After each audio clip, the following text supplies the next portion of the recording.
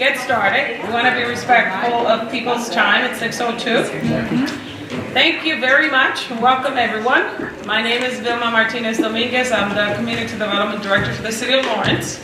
And I'm here today, first of all, to thank you, because I understand that it is a very cumbersome process, but your tenacity, your commitment to the people that you serve, your organization serve, really speaks volumes. So thank you for being here tonight. As you know, you are applying for our CDBG FY20.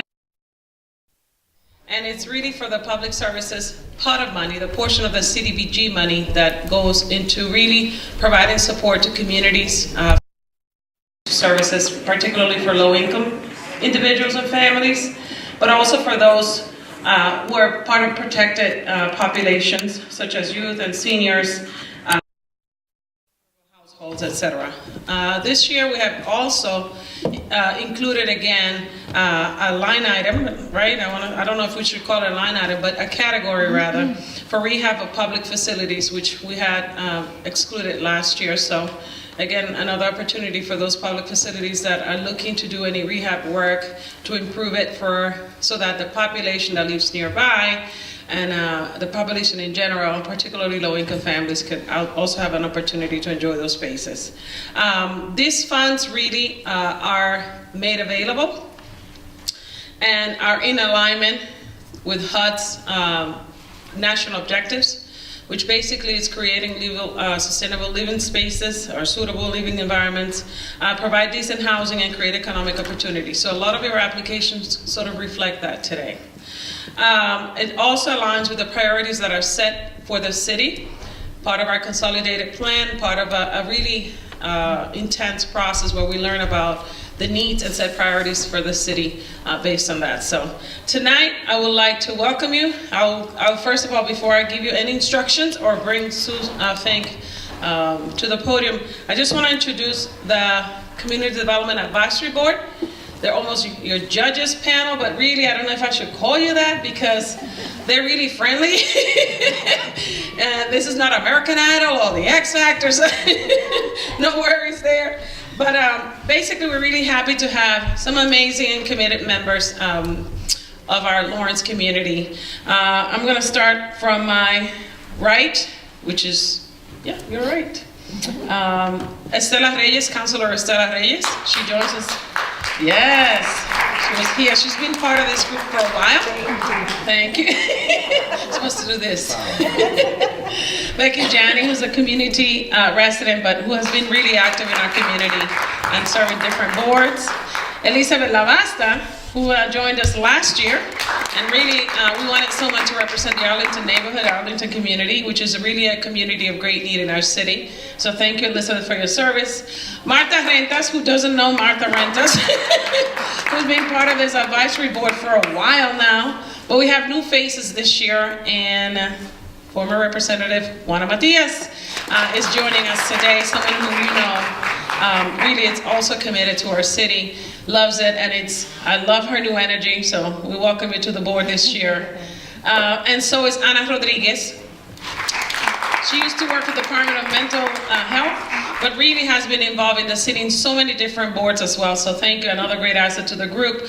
And last but not least, Representative Moran, who I think has been here the longest, but really who else could be part of this CDAP, I would call it the Community Development Advisory Board, more than just people that you see before you. So we want to thank them for their time.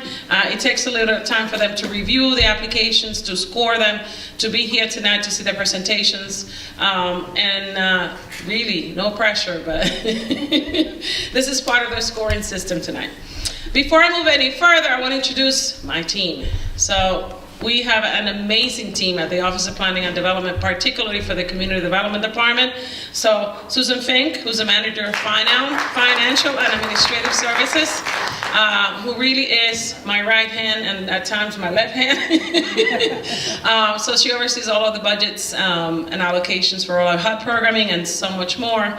Marisol Colon, who you've seen at the front, who's welcoming everyone. and registering everyone for tonight. She's a project officer, and she's a person who really you reach out to answer any questions, and she's been doing this for a while, so she's very seasoned. And last but not least, Kate King, who's our finance officer. And yes, each of them has a very unique job. I think that Kate has the most difficult one, because Kate gets to ring the bell when your 3 minutes are up. So when you hear that bell, you know what that means, and that's going to be Kate's, I know, Kate's role for tonight. Just some logistical information: restrooms location. If you haven't been here, if you go out this way to the left and to the hallway, you'll see the ladies' room to the left and the men's room to the right. We ask that you put your cell phones on vibrate, silenced, and turn them off during this time to make sure that we're fair to everyone that's doing the presentations.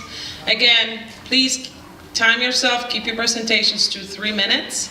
I know it's not a lot, but don't forget that the panel gets to ask any clarifying questions of you after your presentation. And then, last but not least, be aware of your side conversations. So everybody really has their 3 minutes of fame, and so we want to make sure that they actually enjoy those 3 minutes of fame and that we can hear them and without distraction. So without further ado, I would like to introduce Sue Fink once again, and she's going to be your MC for the night. So thank you. Thank you, Vilma, and let's get this party started. So our very first presenter tonight is the Boys and Girls Club of Lawrence, and their project name is Planning for the Future, College Planning and Career Development.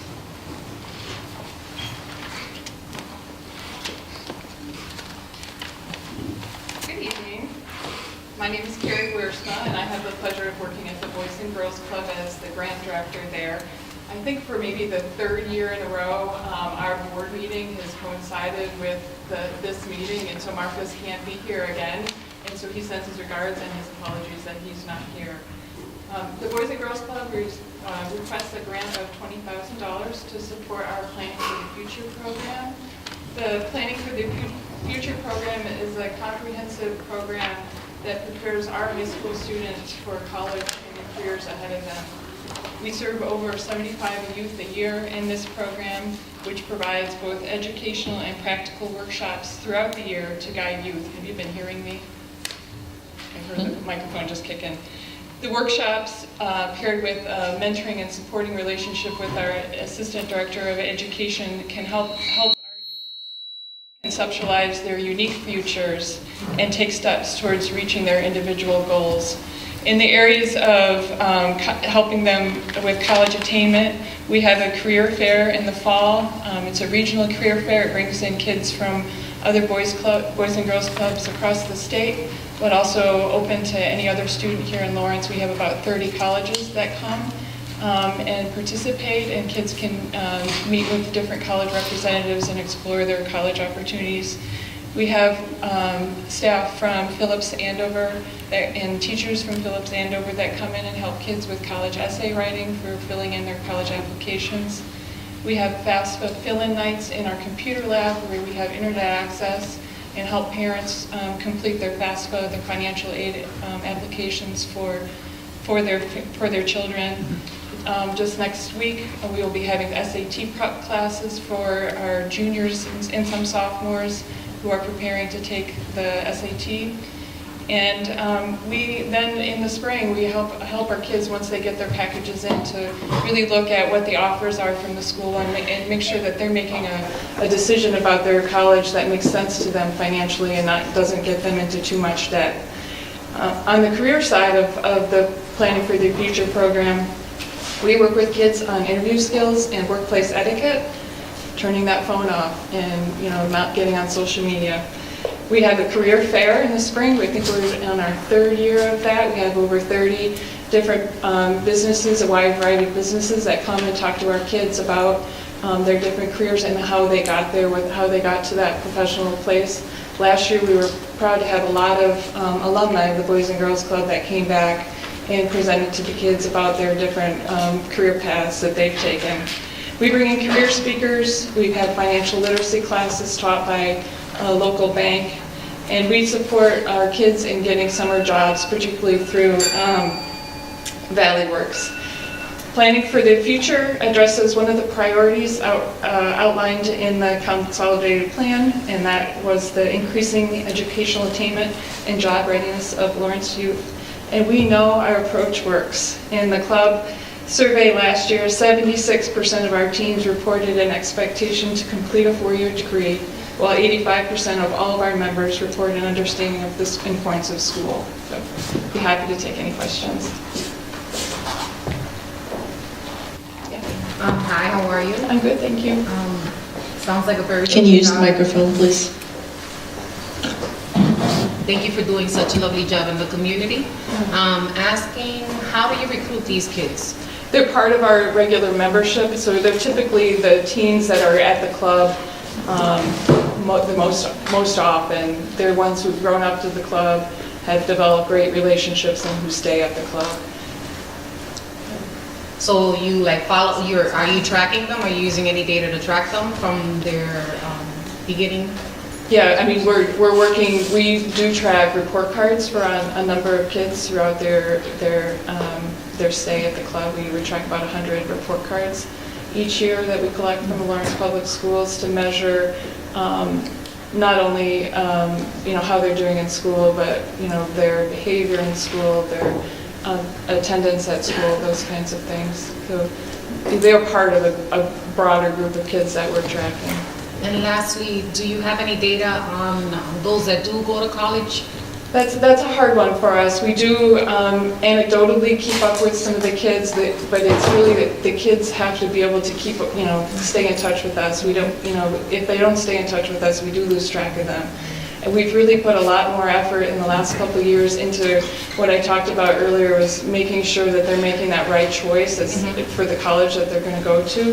Because of what we've seen is if they make that wrong choice and they go to a school that's too expensive, or that the scholarships dry up after the first year, then they won't ever go back. And so we're really working with the kids to make sure that they're making a decision that's going to be the best for them for their 4 years or 6 years, however long they choose to go to graduate school.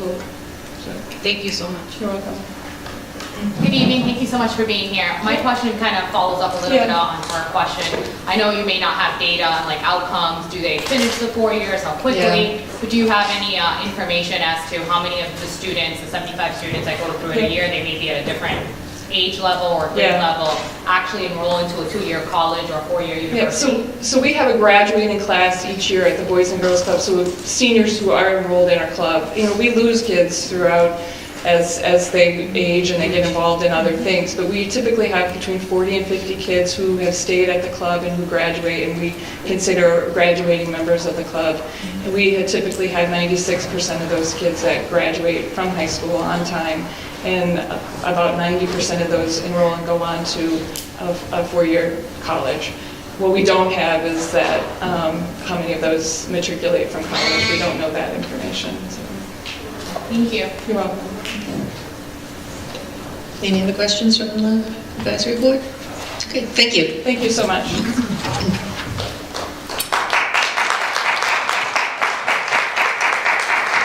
Next up is the Merrimack Valley YMCA, and their project is Music Clubhouse. And for those of you who have not ever been to this process before, you're be in for a treat, because we're going to have a performance that will not count towards their 3 minutes. This is a little bonus that you get for coming tonight.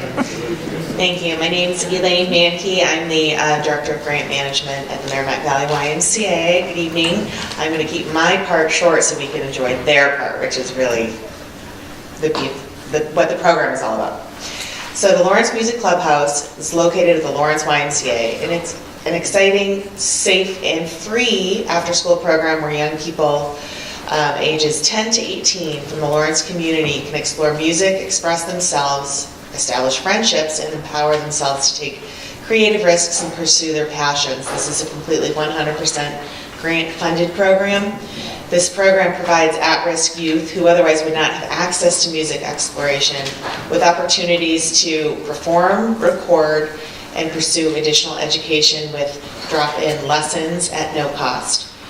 Participation has increased significantly over the past few years, and we serve between the drop-in after-school hours as well as the enrichment program that we partner with the Lawrence Public Schools. We serve approximately 2,300 kids a year, so it's getting its use. Through the Lawrence Music Clubhouse program, young participants gain lifelong experiences that teach valuable lessons about discipline, hard work, patience, and rising above challenges. The Lawrence Music Clubhouse programs are offered each day after school from 3 to 8 p.m., which is a time when national researchers agree that unsupervised youth are most likely to engage in risky behaviors. Today, the Music Clubhouse is, in many cases, the only free source of music education in your community. But instead of me telling you what the value Lawrence Music Clubhouse brings to the community, I'd like to show you. We have Josh Marinas, and this is an original work that they've created at the Lawrence Music Clubhouse.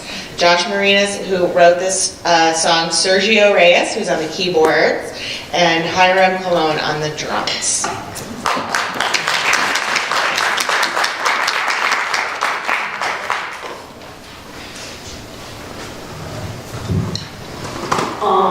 Hi everybody, my name is Young Falcon and we want to show the song.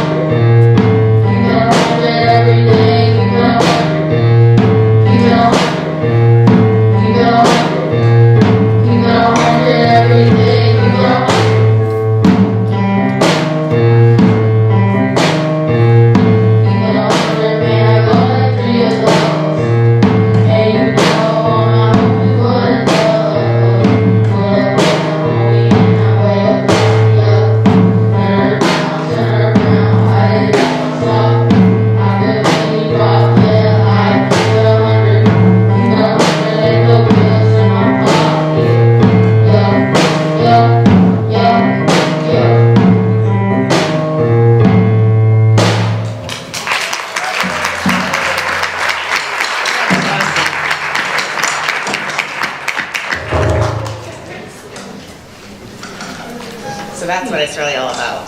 They're the stars of the program. I'm happy to answer any questions anybody may have. Yes, hi, how are you? I'm good, how are you? Thank I'm you. doing well, thank you for joining us here. I wanted to know, what time do these kids participate in the program? Is this an after-school participation after 3 to 8, or is it during school participation? So during school is the enrichment program that we partner with the Lawrence Public Schools, but this is more of the after-school program. So it's every day after school. They focus on a different instrument every day, but they can drop in and do beat making, drums, piano, guitar, all those different things, and they focus on a different area if they want to sign up for an individual lesson every day. And I'm sorry, I want to ask my colleagues to let me ask one more question. I would like to know, do you have a number for me about how many children are serviced from 3 to 8, aside from the 2,300? Oh, aside from the Lawrence, the enrichment program, it's approximately 600 unique individuals over the course of the year. In the afternoon, right? In the afternoon, yeah. Thank you. Thank you. Anything else? Thank you. Thank you.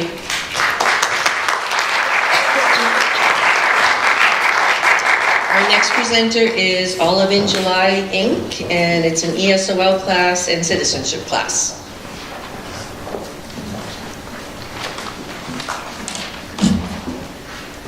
Good evening, ladies and gentlemen.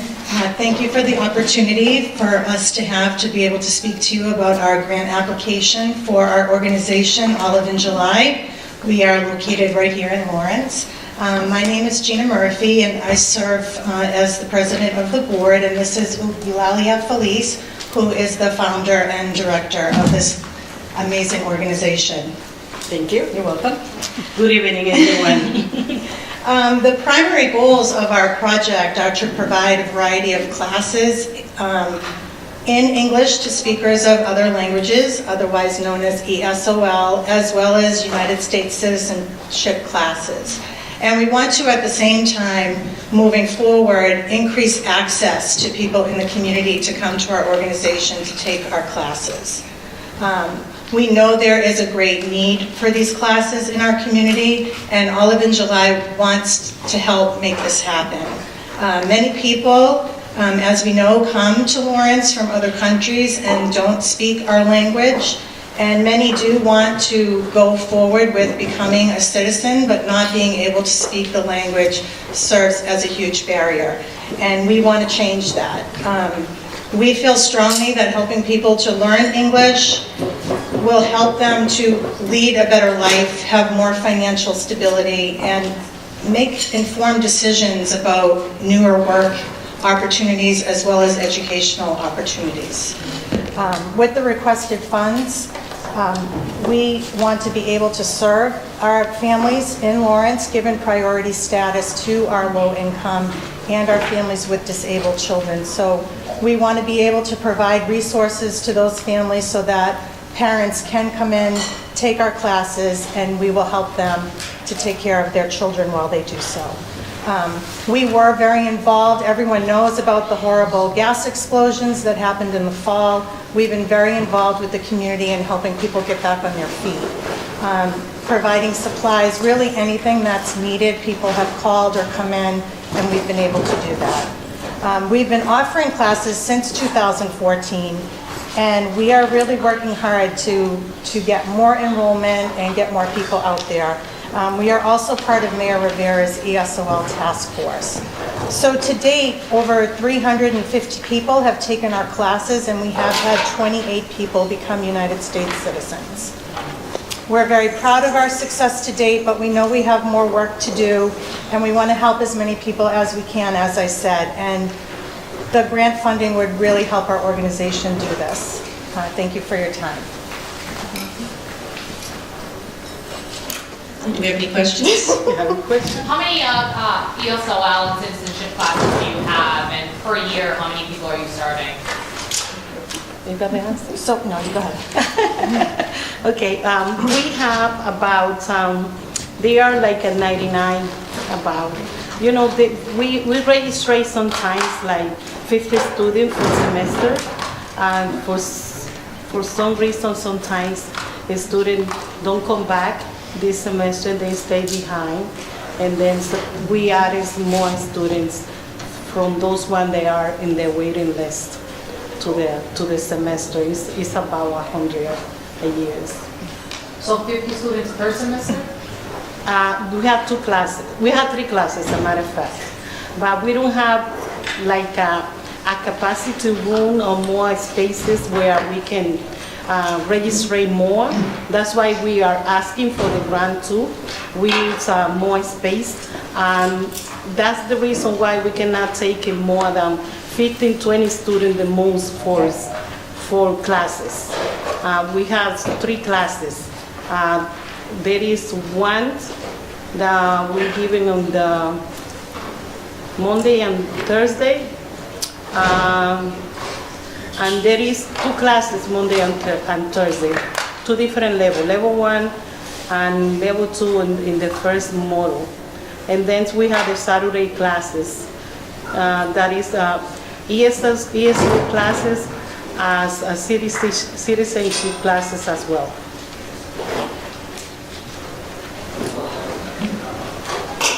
I was very impressed about your commitment to parents of disabled children. Would you care to tell me how many you've helped, what the success stories have been? How has it been for you? For me, talking about this is really, I feel very excited because this is my passions. It just has a need. And what I try is to help them with the resources that they're not able to get because the lack of the language or the lack of knowing where they can have, able to get the resources. We are here. We can help them making calls to places where they can get resources. Also, we want them they give their children the best and the basic needs that their children, they are disabled. If they need it, we might not have the money to help them, but we have other organizations that collaborate with us. Collaborate with us, and that way we able to help them. And it's amazing. This especially this week, came to my office a little girl, 9 years old. Her mother didn't have didn't have even a wheelchair. And she came to my office with the kids holding up with 9 years old. My heart was full of joy because I have so many stuff to give it to her. We provide her a jacket, a coat, all kind of clothing that she needs, and basic needs things that I have it saving still in my office, provided from other organizations to us. We provide a bed. Whatever I had there, I got crazy with that little girl. And I said to her, Mom, come in here, take whatever you need. And the first thing that she get was we have a stroller, a big one, and she put it in there. And I was like, oh, Jesus, thank you. And that's made me so excited when I can help someone that is in need. This is my passion, to help those type of people that need it. As well, those one low-income family, when someone's called me and told me, Lali, I'm gonna move out and I have nothing to put it in my apartment. And I said, don't worry, I'm gonna connect you with someone that's gonna help you and provide everything for you. And when they come, I don't know how to call some place to get resources because I have lack of the language. I cannot speak English. You can do it, Lali, for me. Don't worry, come in here. We do it. As Jean as well. Since she's been working in Lorraine, no, you're working in Boston. But tell them who you are, that you can help us. Yeah, we can, yes. Anyways, I'm a nurse, I work in Boston, and I have access to a lot of resources too, so it's good to partner. How do you guys recruit, new English language learners or citizenship, people who are seeking citizenship services? So we advertise, so we have a Facebook page, and we advertise the classes on the page in both Spanish and English. This one goes all over the place, on the radio, on the TV, advertising, and really it's word of mouth right now that we get the word out. What is your And the website as well. What is your wait list? The wait list? It's the one that we have a wait list in the class. How many people, he wants to know? Well, how many people? Depend on. Let me see, the last time that I noticed I had is like 101 on the waiting list, but I'm being short of staff or volunteers. As a matter of fact, it's crazy. I work most of the time outside and inside the office, and don't have too much help there, but this was from the last time. We are working to put everything together in the next meeting that we're going to have for the major core staff. What's the wait list on the task force? Do you know what the wait list is on the task force? Yes, I go for that too. I heard it was 1,000, a couple thousand. I'm talking about Olive and July waiting list. But we do have a waiting list that is I think it's much more than that, because when we take when we do the meeting with Frank, I always heard that we have more than 2,000. If this grant, if we as a body give you this grant, how many more students will you be able to serve? Well, it's amazing. Without no grants, just a few help from the private business around Lawrence, we can do that much. You put the number yourself, how much more we can do, because it's really helpful if I have someone to help me to keep reaching more people, reaching out. How much staff do you have currently right now, if any? Just wondering. There's one teacher, Okay. Awesome. one teacher. No payment. He's a volunteer now. I work as a volunteer myself, Thank you. and that's what I've been doing in the last 10 years anyway. Like I mentioned before, I registered this organization in 2009 at the state, and we became 501 on 2014. So since that on, I haven't stopped, and I won't stop. I know you Nothing come has every stopped year. me. I see your face, I remember your face, you come every year. Yes. Thank you, Wendy. Are there any other questions? Okay, thank you very much. Thank you. Next up is the Notre Dame Education Center, Lawrence, English for Speakers of Other Languages, ESOL class.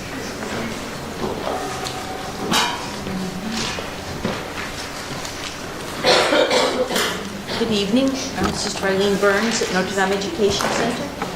And we are applying for this grant in order to increase the ability of low-income Lawrence residents to speak, listen, read, and write in English, to enable them to find meaningful ways to participate more fully in the community, and to find, keep, and improve jobs which can sustain their families. I too, like all of you in July, want to talk a little bit about the Columbia gas disaster, because I think it proves the benefit of the grant from CDBG that you've been giving us. In the particular class this year from CDBG, 1/3 were without heat in their homes. And normally we refer our adult learners out to resources in the community, but it was, as we know, such a great disaster. We were able to do some direct service.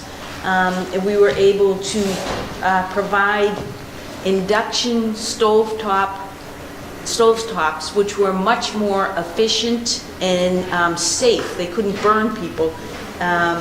And we trained people how to use them, and we got those through collaboration with Merrimack Valley Project and gave them for the homes. So the ones that they got from Columbia Gas took 19 minutes to boil a pot of water. And these only took 3 or 4 minutes, and then you could cook a supper on them.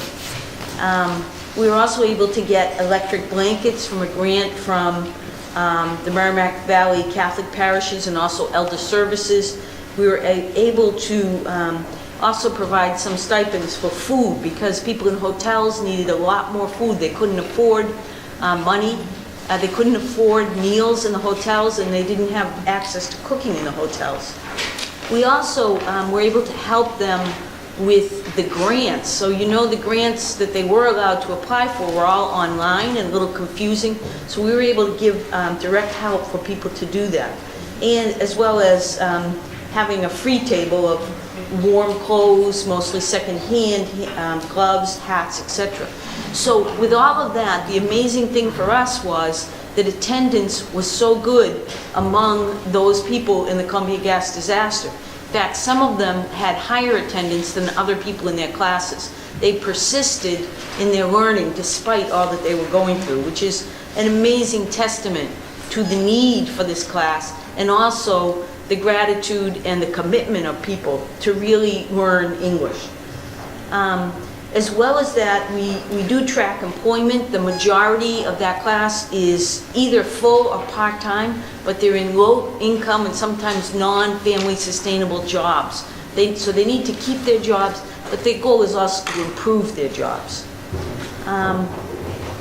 We also this year were able to supplement the CDBG class that we have with offer them 2 extra hours beyond what CDBG grant was able to provide them with.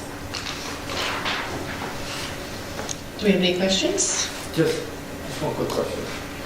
How many students, again, just like, I'm looking through your application, and I'm looking at all the funding here, and your request is 21,930, right? Yes. So you don't have any other source of funding other than the CDBG? What happens if you don't get the CDBG? What happens to the program? What happens, we don't offer the class. And if you partially fund it, some of that is a percentage, given the number of hours of programming we run for many other things, and we have to come up with a way to pay for those if we don't run the class. Follow-up question to Representative Moran's. So in that CBDG funded class, how many students per year are you teaching in that class? We have a slot of 16, and then as someone leaves, we replace it. So it depends. Last year at this time, we had already served 24 students. This year, we're having such good persistence, people aren't leaving. And so we've only served 17. But we do know by June, we will have served the 20. I know that CDBG requires one student for every $1,000 that we are granted. You do a good job, by the way. Well, thank you, thank you. And that is, again, a testament that they're not moving on, that they're really staying. It's not easy to come to class. As I said, they do 6 hours of class 2 nights a week, so it's 3 hours a night, but 2 nights, and now a third night they're doing Rosetta Stone and also small group spontaneous conversations with Merrimack College volunteers. Now, of that CBDG funded class, which is level 2, how many of those students actually go into level 3? And then do you have any metrics on individuals who finish level 2 and level 3 and then get better employment, acquire better employment skill sets that lead to, increasing their income? Well, the important piece embedded in your question is, do we have different levels? And because of your grant, we do have basic to level 4. We do find that maybe about 60 or 70% return. So especially at the level 2 level, unfortunately, sometimes if you get your English up to a good enough level, you feel that's good enough and you're not going to continue to persist. But those that do persist, they do much better. We try to enroll them in Bridge to College through Northern Essex. We try to get them into next steps. And many of them are. And as I said, right now, or maybe I didn't say it, 2/3 of our population is employed, either part-time or full-time. That doesn't count, we know some are working under the table, there's probably more than 2/3. But the goal for them is to keep their jobs or get a better job. And that's what we're really trying to provide. And are you guys able to do any intake of information of, hey, we've had someone finish level 2 or finish level 3 and they've increased their income by 5 or 10%, or they've been able to make that part-time position a full-time position? Well, I have to admit we're a little understaffed in terms of administration to do all that tracking. That is labor intensive. Through the DESE program, which we also operate, we are doing follow-up calling, but a lot of them, the state is tracking through their social security number, and so we never get that information back from the state. Thank you. But it is an important thing, but it's just how much it takes, especially with this mobile population. They move around a lot, so it's hard to continue to track them after they leave us. Thank you. And these are all Laurentians, right? All Yes, Laurentians. yes. What other programs do you offer at Notre Dame other than ESOL? So we do 17 ESOL classes, and then we do citizenship mornings and evenings. That's not CDBG. And then we also have a training program for nurse assistants to get them certified through the state, to pass the state test, so they become CNAs. And that nurse assistant also has a home health aide certificate that they get. So we're doing some job training. Do you do some of the students that go to the ESOL classes then take your citizenship courses and Yes. the other courses? Yes, and also the goal is if they're high enough and they want the job training, with the job training piece, we also work with Mass Hire, and they give individualized training accounts. We also work with Lawrence Working Families, if you have a child in the public school, so the tuition we need to charge is $625 for that course for nurse aid training and home health aid, and that's very expensive for our clientele, but it's very inexpensive compared to other training programs. But if you have a child in the Lawrence Public School System, you can get a $400 scholarship towards that $625 tuition. So we try to collaborate with lots of groups to try to help us to do the best we can.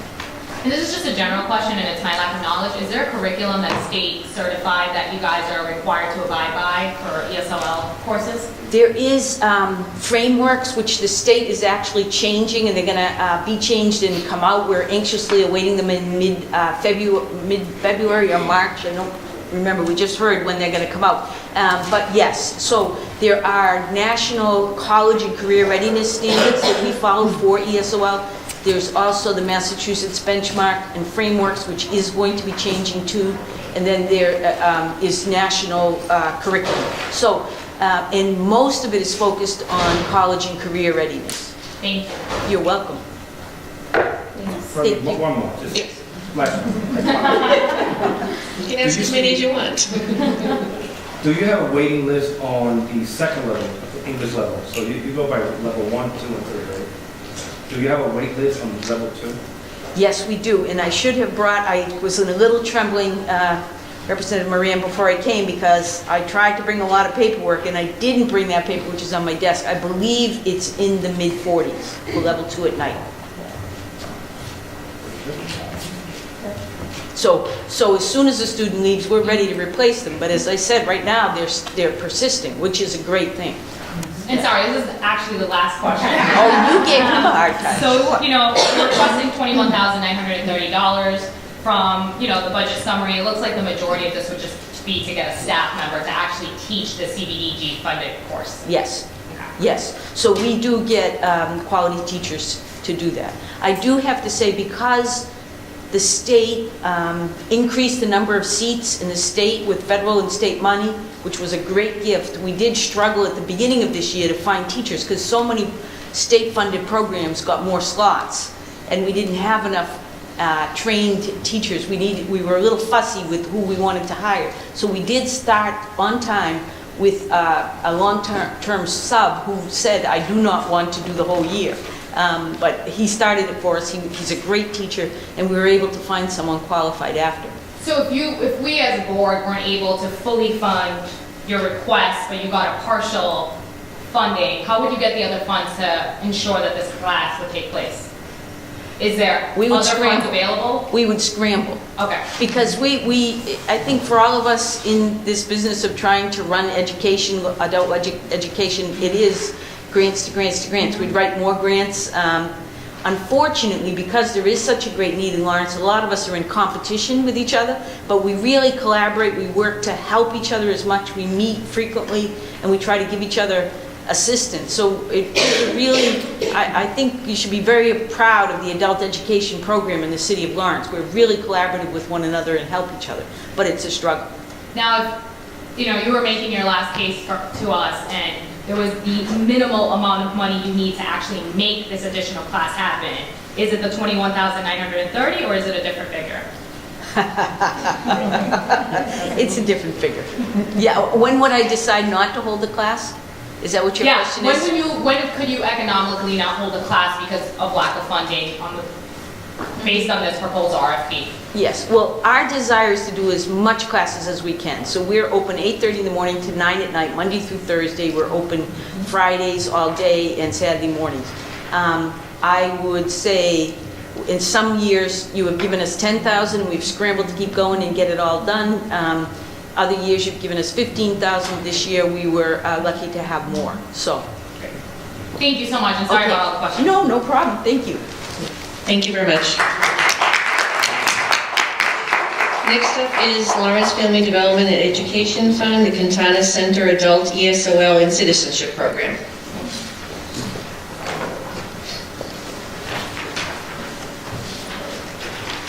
Well, good evening. My name is Paul Heithaus, and I am the Director of Program Development for Lawrence Family Development. Our program manager, Zuma Liriano, couldn't be with us this evening. She's training a new staff member. But the Quintana Center is requesting funding for our citizenship and ESL program, which meets the adult education and training priority under the City of Lawrence Consolidated Plan.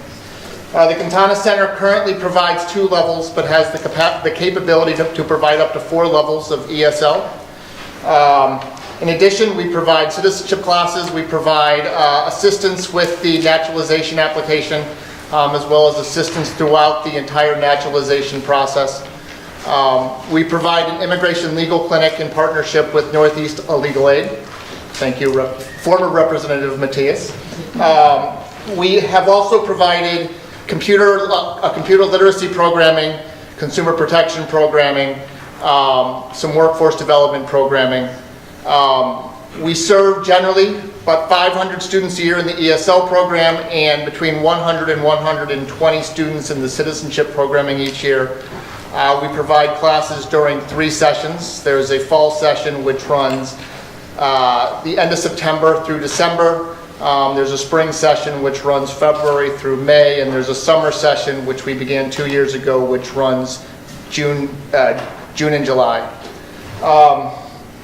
We currently offer 7 ESL classes each term and 2 citizenship classes each term, and then 4 ESL classes and 1 citizenship class during the summer term. Let's see, the funding will specifically support the overall program administration, which includes registration, recruitment, pre and post testing, assistance with the citizenship application. So, thank you. Any questions? In your budget, you show $30,000 for staffing. Yes. Is that just to staff the courses? That is to staff the program administration. So teachers are paid through other grant funding. So this is to keep the center open and running. So that's program administration for both the program manager and the program assistant. Yes. Do you offer the citizenship courses and the other courses that you said there to all levels, or is it something that you offer after the advanced level 4? So we recommend that they have completed at least the ESL level 1 in order to take the citizenship class. We aren't necessarily going to turn someone away that we do have a wait list. The citizenship class is taught in English. So we do expect that they have some ability to, or some English language skills in order to complete it. But they don't have to have completed ESL classes through our programming in order to take the citizenship class. Do you have a rough estimate about how many people take your ESL classes? We have room for about 500 seats a year. And how many of those then take the citizenship? Well, we can fill 126 citizenship spots a year. I would say about 80% of those come from our ESL classes. I don't think I understood the last question. Maybe it was just my lack of understanding. So to run ESOL courses and to do, the myriad of things we talked about, citizenship classes, it's a big budget. Yep. And the $30,000 that CDBG money would, if it were given, would support exactly what in that program? Overhead costs, direct programming, staffing? Staffing of the program center, of the Quintana Center staff. So of the program manager, the program assistant. Program manager, program assistant. Yes. Any other questions? Okay. All right. Thank you. Okay. Our next presenter is also from Lawrence Family Development Education Fund. It's the CSU Workforce Development Program. Good evening. It doesn't work. Is it on? It's not working. Oh, it's not working, okay. All right. Just gotta speak. Okay. Well, good evening. My name is April Laskowski, Director of the Alternative Youth Development Programs, representing Lawrence Family Development. Presently, I oversee project operations for the CSU Youth Center, consisting of the Youth Build, Lawrence Youth Team, SWAG, and a DOL Reentry Opportunity Grant.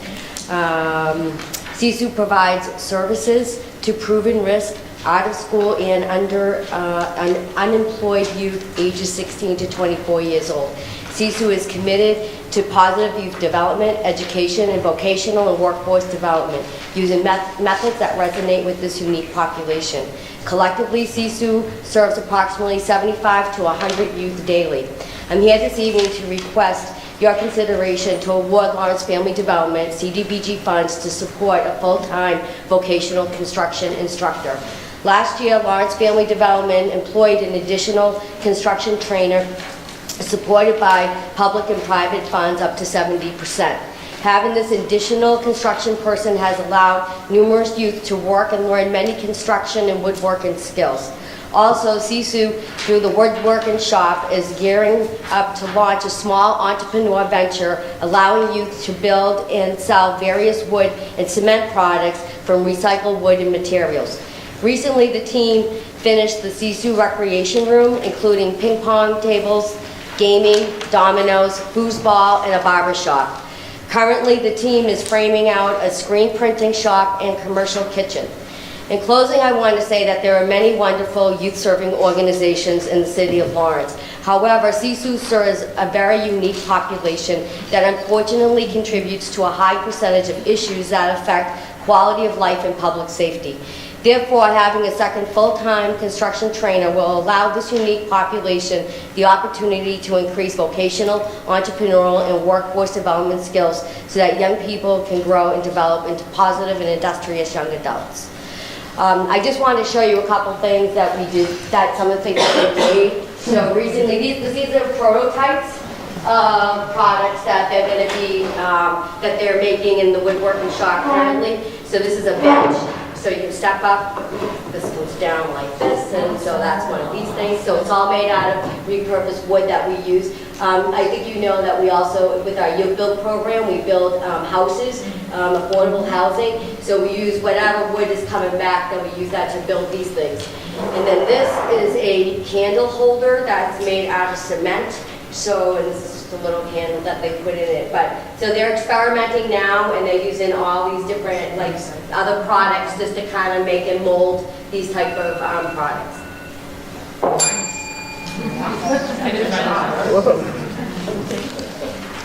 Do we have any questions? Good job, April. Nice job, by the way, nice presentation. One of the questions that I do have is, can you tell me a number of students that were serviced as a result of the construction training that you had last year? So we probably have about, all our youth it's available to all our youth, whether they're male or female. So if they're enrolled in one of our programs, our key program or our hallmark program has always been the Youth Build program. And that is limited to a percentage of the smaller group of young people, so it's a cohort. The rest of our programming is offered to youth 16 to 24 years old. So if they have interest in it, then they're more than welcome to participate. We also provide OSHA training, so they get a 10-hour OSHA certificate, as well as the construction curriculum that we have. Right, so do you have a number of how many kids that was? I'm going to say there was probably 130 last year. 130. And so is there a difference between the CSU program and the Youth Build program, or is this all together? It's all together. So the CSU, it's the center, and Youth Build is one of the programs underneath it, as well as the Lawrence Youth Team, the SWAG program, which is the CSU Women's Advocacy Group. So that was actually a pilot program that we started last year, specifically focusing on females, and that was through the juvenile probation. And how many kids do you expect, or youth actually, I'm sorry, how many youth are you expecting that adding an additional trainer would increase this number by? I think the goal would be that right now we don't have the capacity to provide woodworking programming for all of our youth, so this would allow us to probably serve another 30 to 40 young people a year in the wood shop.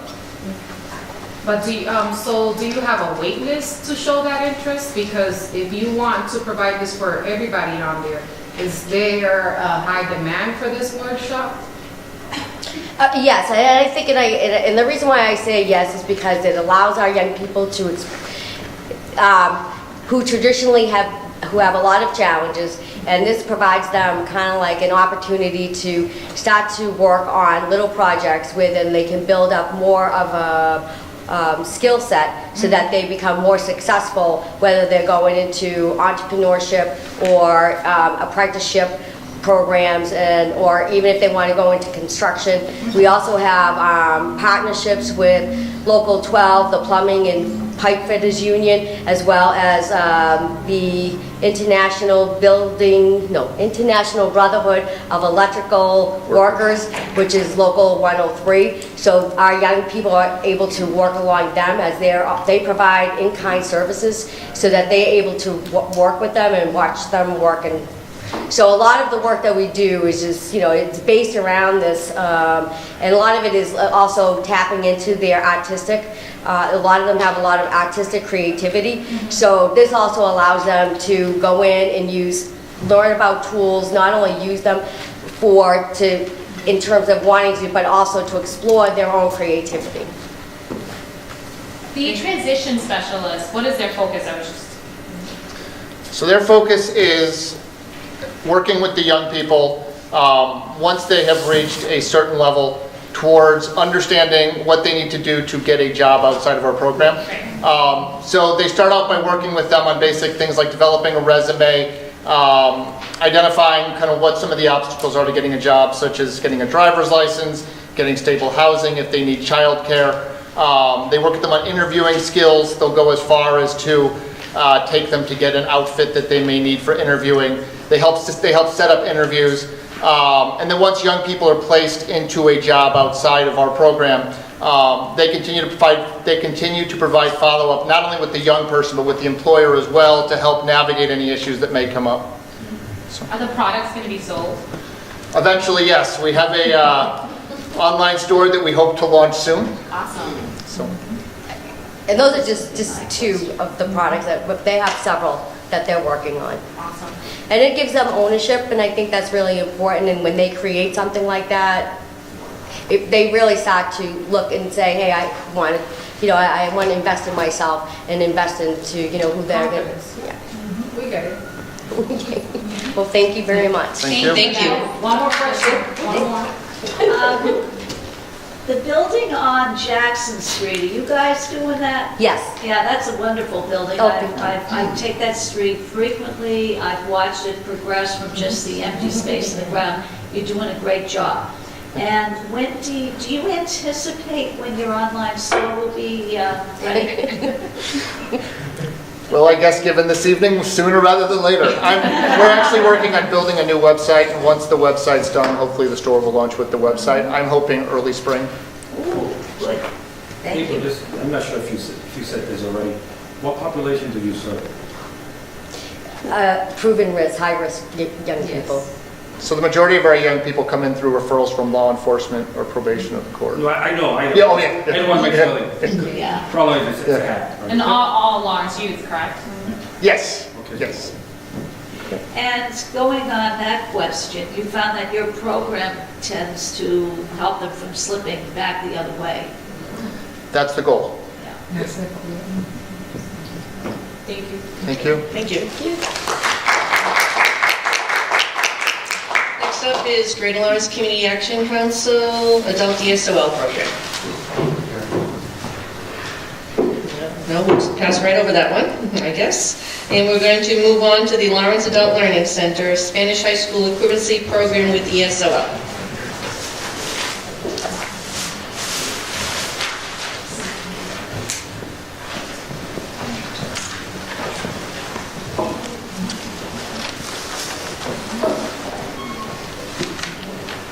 Hello. Good evening. I'll just speak whether the mic works or not. My name is Jim White. I'm the Principal Director of the Lawrence Adult Learning Center. Starting my 25th year as an educator in Lawrence. I student taught at Lawrence High School back in the 1994 school year, and I transitioned about a year ago to the Adult Learning Center.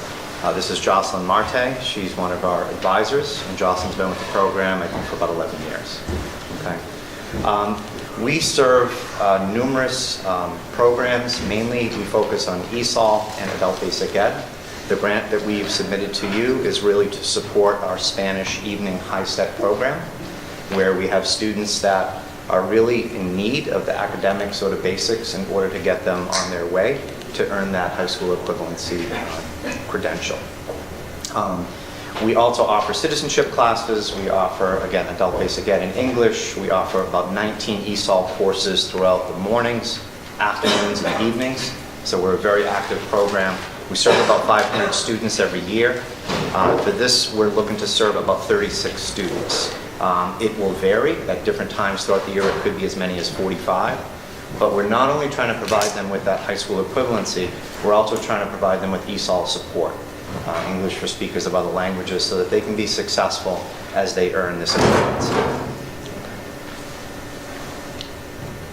Many of our students in the evening come from work, so it takes them a little longer to be able to pass their 5 subjects for the HISET. So some of them might traditionally stay with us for a couple of years before they finish. But part of what we do as well as getting them ready for to pass the HISET is really to prepare them to explore what options do they have once they finish. So many of them end up in our ESOL classes if their ESOL level is not high enough.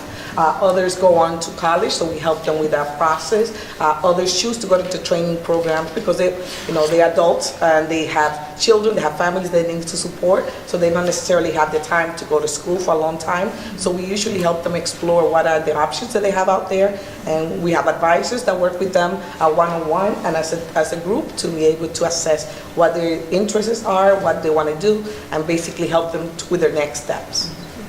What percentage of the students that take a HISET course end up passing the HISET exam? Well, I can tell you last year, our evening program, we have 15 people pass. Just for the Spanish HISET, this class that we mentioned. And this year so far, we have about 3, and we have about 10 in process that have passed 1, 2, 3, or 4 tests. So we anticipate that they should be done by June when we finish our program. And we have a graduation ceremony in June at the Lawrence High School. I know one of you, we invited you and Frank.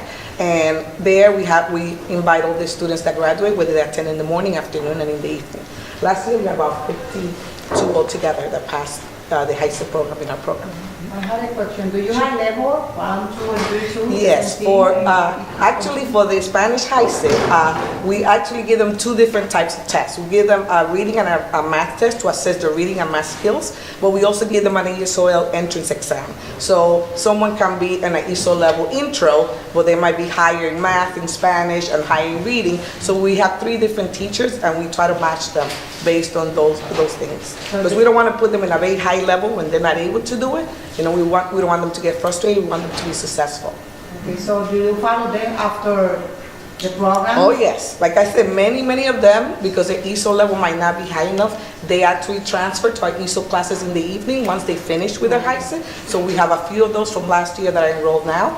And those who have a higher English speaking skill and who want to go into training, we help them with that, and they actually, attending trainings or doing other things, getting better jobs. And so the funding you're requesting is to maintain the level of resources given or increase? Actually, we're trying to increase, because last year, the number of people that we serve, yes. Last year, you guys paid for 1 teacher, and now we have actually 4 teachers with the 1 ESOL teacher included there. So. Yes, Estela. Thank you. Thank you for being here this evening. When you say to increase, do you have a waiting list? Do you have a number that you can give us? Yes. Like a waiting list that you are. In the morning, our Spanish HISET, we have 51 slots, so it's very easy to get people in. Even though we have a short wait list, they can get in right away because we have, so many slots. At night, we only have right now 36, and we have about 40 people waiting on the waiting list. 40, yes. So we do placement testing on a weekly basis every Wednesday. So people come in and they take the placement test, and a lot of them are asking for night classes. Unfortunately, we don't have the space, to be able to fit more if we could, So what is the time frame that you have for the waiting list? We have people waiting, honestly, still even a year, which is really, yes. I have people calling all the time saying, I've been waiting for a year, and unfortunately, if we don't have an open slot, we're not able to get to them.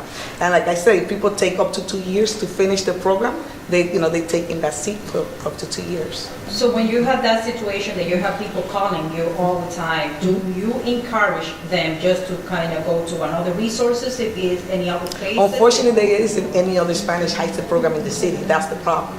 You're the only Spanish We're high the school? only Spanish high school program in the city. Yes. Yeah. So we try to accommodate, sometimes they change their work schedule, so we say, if they're able to come in the afternoon or in the morning, we really try to fit them. We have a lot of people that start in the morning and then move to night, and we try to fit them, so we try to work with people, but unfortunately, there's so much we can do. And the wait list is it's a national problem. It's a statewide problem in Massachusetts. We're not making any excuses. It's really proof of the testament that our immigrants want to learn English. And so we're trying to provide whatever services we can, including expanding some citizenship offerings as well. Very nice. Thank you. Any other questions? Good job. Thank you. Thank you very much. Next up is Immigrant City Archives, doing business as Lawrence History Center. It's a capital project support for the elevator replacement in their main building. Good evening. I'm Susan Grabsky, the director of the Lawrence History Center. And we're located at 6 Essex Street in Lawrence, Mass. I'd like to thank you all and also your family for your time this evening and for your consideration of our proposal. The Lawrence History Center has celebrated 40 years of collecting, preserving, sharing, and animating the history and heritage of Lawrence and its people. We're deeply grateful for the past support of the CDBG program, as it's helped us with the historic preservation of our home in the former Essex Company headquarters. This is a property that is listed on the National Register of Historic Places. It consists of a main building, a carpenter shop, stable, working forge, and a warehouse, and was built in 1983 to support the Essex Company's growing operations in the city. The Essex Company, as many of you may know, was chartered in 1845 to build the Great Stone Dam, to carve the canals, and lay out the city of Lawrence. So it's a very important and iconic structure right at the gateway to the downtown area of the city.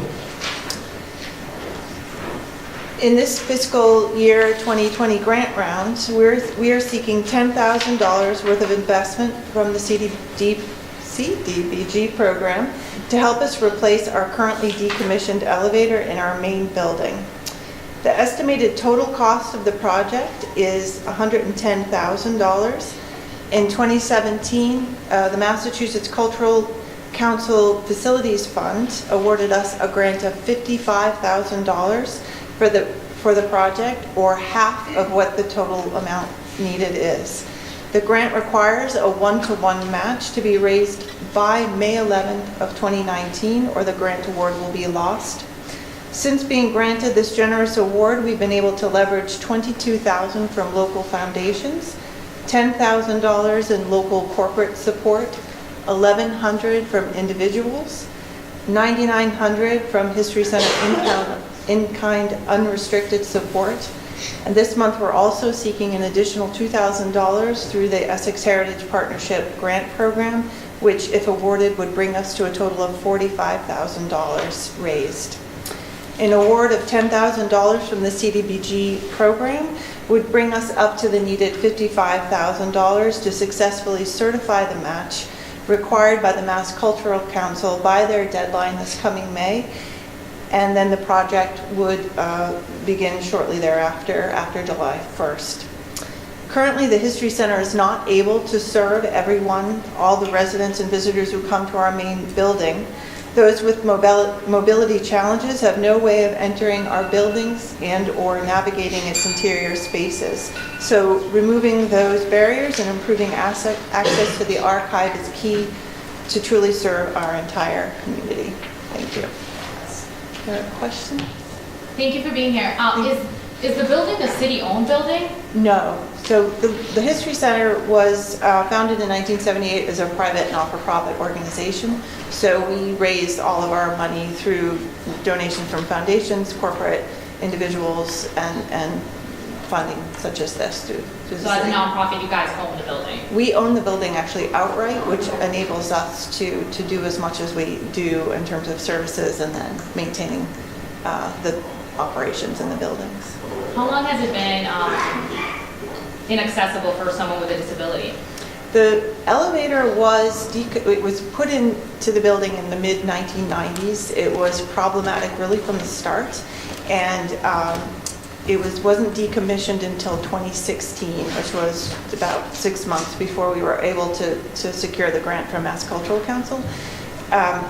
So in theory, since the elevator went in, we were able to serve people, but inconsistently and unreliably. And so we're hoping to get a reliable elevator installed. And this, just as a related topic, this grant program helped us build a walkway to the entrance to the elevator to help us with accessibility to that elevator. And we want to make sure that the elevator is new and working and able to serve, so that everyone that walks through our door or comes to our door can come in and enjoy our services. Thank you. You're welcome. Are there any other questions? Okay, thank you. Thank you very much. Next up is Lawrence Community Works, English for Speakers of Other Language Classes, 2019-2020.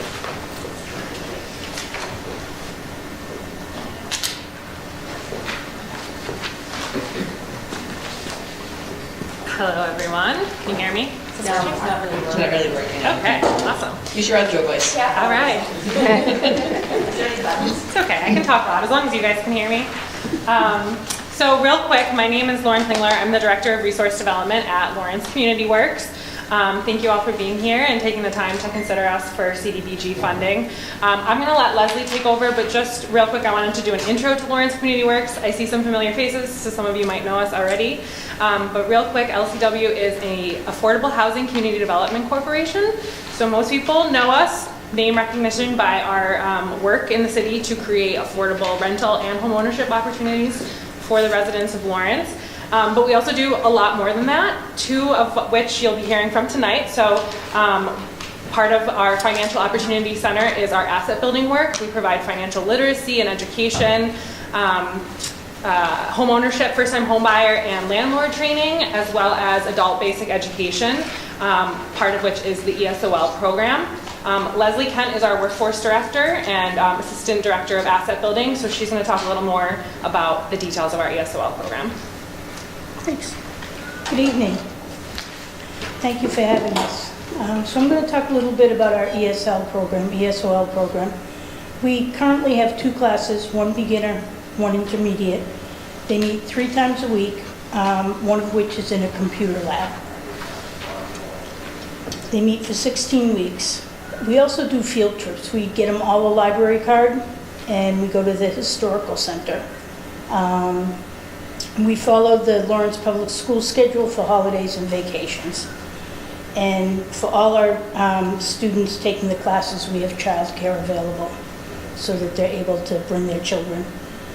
We enroll about 100 to 115 students a year, with about 70 of those being unduplicated. So 70 of those new students a year that aren't going from one semester to the next, staying with us.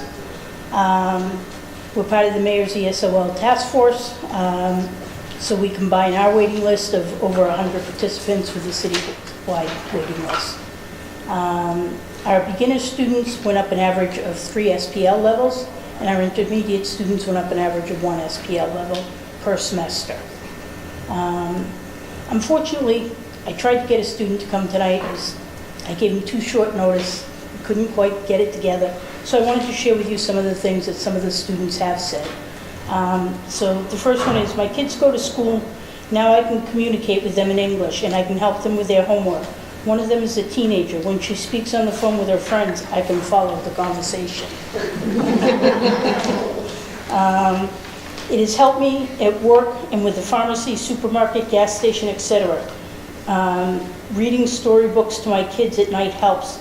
The Columbia gas workers, I told them to speak slow, and I understood them. At work, I have better communication with the boss. Before, I couldn't understand. When I go shopping, I ask questions and understand better now. Any questions? You were saying that you accept 70 new students out of the 115 that come, that are served a year.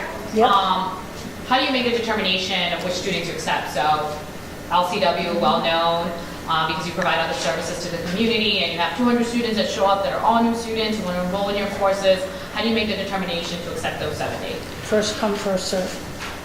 Simple.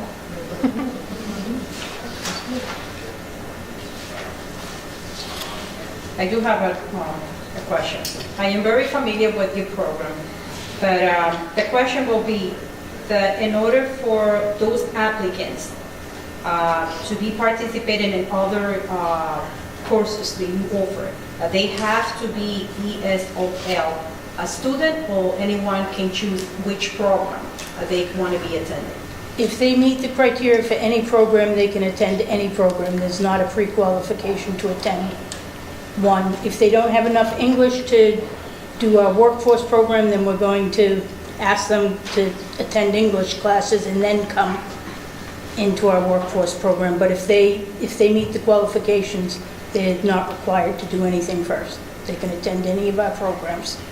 So which is mean that they have to go through a process, a test, in order for you just to determine if they're going to be qualified to. No, they tell us what they're interested in, and then they would meet with the coordinator or counselor from that department. So if they were interested in first-time home buyers, then they would meet with somebody from first-time home buyers who would go over all the qualifications, work with them on whether they're eligible, what they need to become eligible. If they were interested in our training program and our bank teller training program, they'd meet with one of our instructors from the bank teller training program, and they'd go over all the qualifications and what they need and if they're ready or what they would need to become ready. Thank you.